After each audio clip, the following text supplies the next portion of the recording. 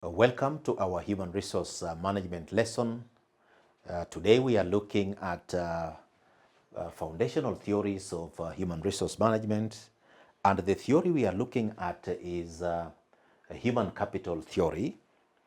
And in this human capital theory, we are going to look at how the human capital theory was formulated, when it was formulated, who formulated it, what are some of the characteristics of human capital, and also the application of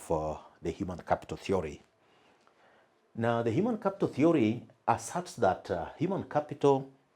is a key determinant of economic success in all industries, in all workplaces. Human capital is defined as the knowledge, skills, assets, and experiences that an individual has which add value to a company. And when an employee comes to the work environment, that employee comes with the knowledge which they have, they come with the skills which they have, they come with the assets which they have, they come with the experiences. So these are the experiences that an organization is expected to harness, hence the importance of motivation, so that this individual can be set to be able to at least have these particular assets useful within an organizational context.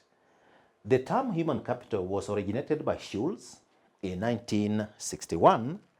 who elaborated on his concept in 1981, and the elaboration indicated that human abilities are either innate, that is inborn, or acquired attributes that are valuable and can be enhanced by appropriate investment. So, dear learner, what this theory is informing us is that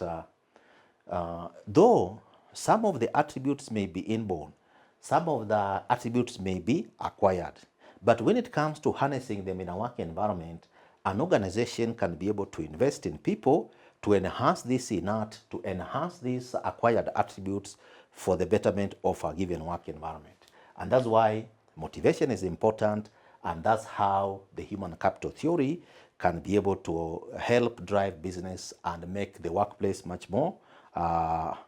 worthwhile to be able to invest in workers and get a return on that investment.